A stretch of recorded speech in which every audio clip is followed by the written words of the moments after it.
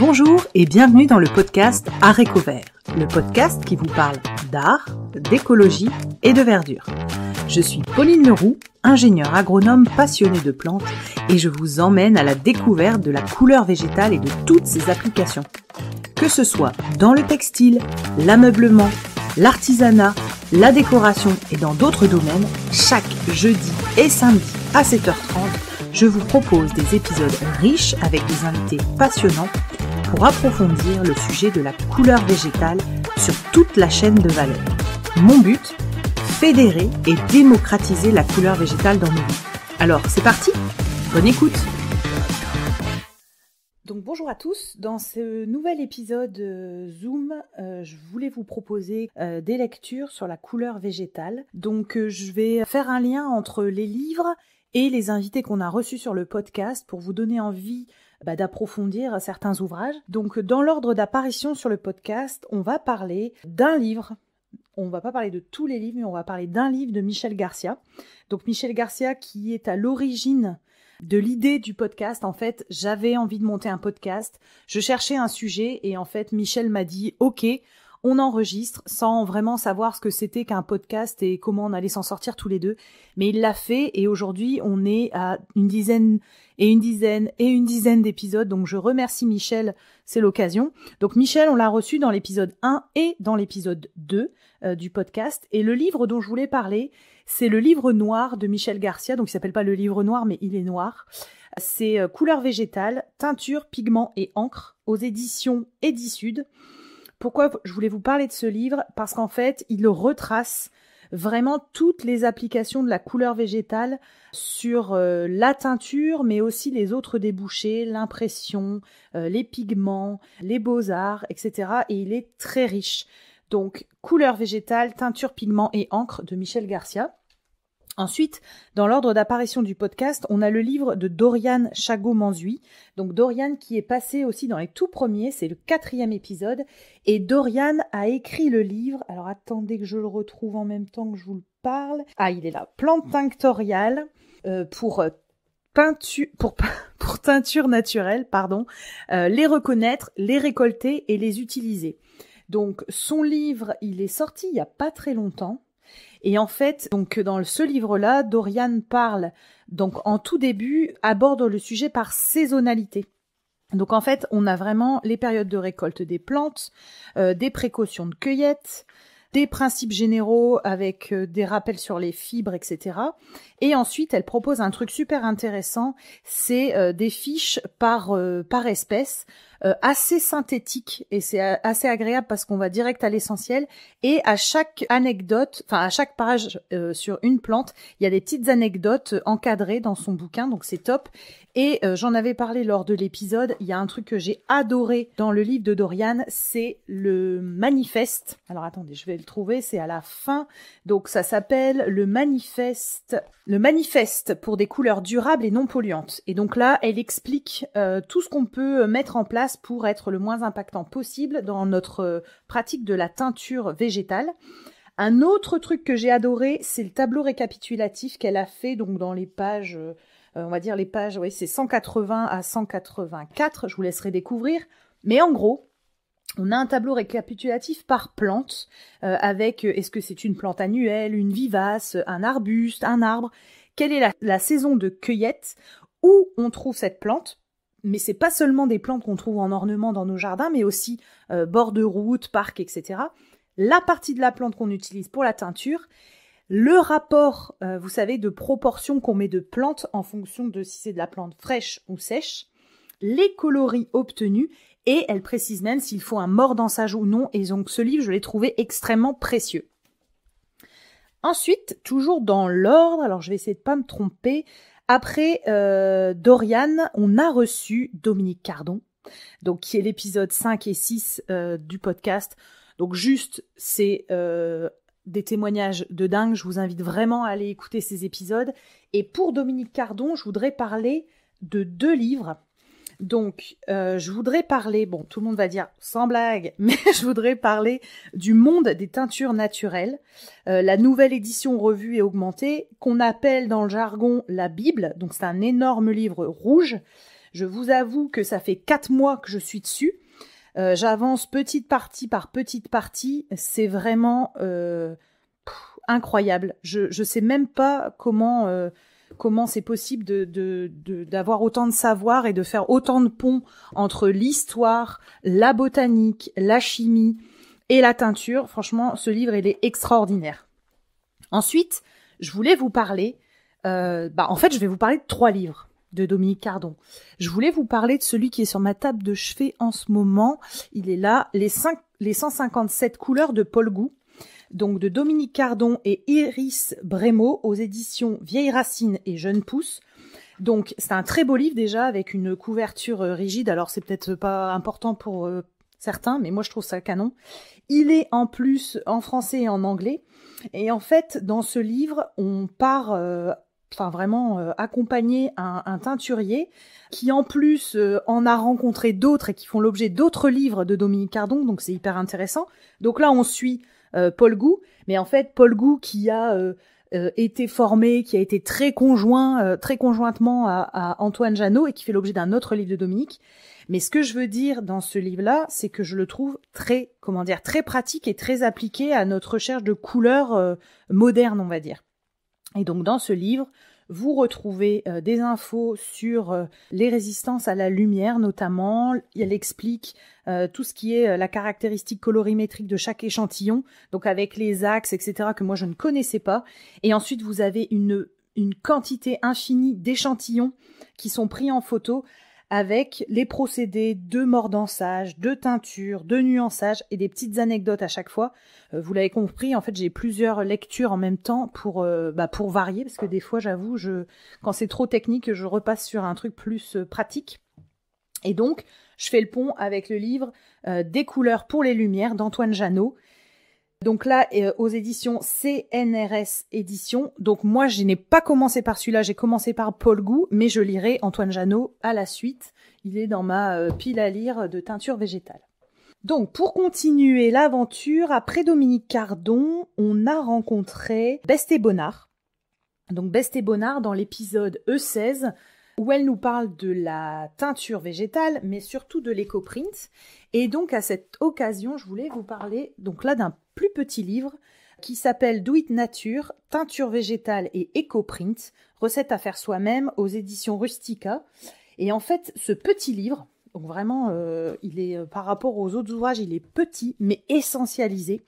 En fait, vous avez tout pour démarrer sur la teinture végétale et toutes les astuces sont condensées avec notamment toute une partie pour les ateliers. Donc avec de l'éco-print, mais pas seulement, le nuançage, la réalisation d'un nuancier complet, et ensuite sur différents types de fibres, donc laine et chevaux, pour faire des étoles, des châles, etc., des ponchos, des kimonos. Donc sur différentes fibres, on fait à peu près tout, hein. Il y a du coton, de la soie, de la laine. Et ce petit livre, il est hyper accessible.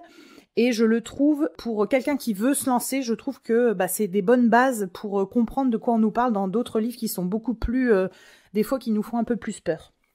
Donc ensuite, après Best et Bonnard, on a rencontré Aurélia Wolf de l'entreprise Hall. Et en fait, Aurélia, donc dans l'épisode 18 du podcast, nous parle de son jardin, mais nous parle également de son livre. Alors attendez que je le retrouve. Donc, son livre qui s'appelle, j'aurais dû les ranger, je vous avoue, voilà, je l'ai. Teinture végétale, carnet de recettes et cahier d'inspiration aux éditions Erol.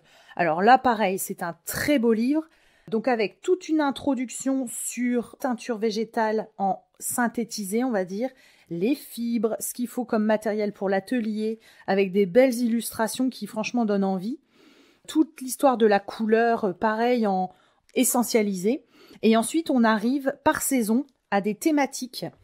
Donc, par exemple, on arrive en été, bon, je vais pas commencer par le début, mais on arrive en été avec la gaude, le cosmos, la garance, les fleurs de carotte. Et ensuite, on a des expressions des livres, des expressions des couleurs sur différents textiles et sur différents projets artistiques, on va dire. Donc, à chaque fois, on retrouve une fiche sur la plante en question, plus une application artistique. Ce qui est top, c'est que Aurélia a pensé, comment on va dire, des ressources accessibles, donc notamment avec curcuma et oignon, qui en fait sont à la portée de toute personne qui veut se lancer dans la teinture végétale, et aussi par exemple du sureau qu'on trouve quand même dans la nature en promenade.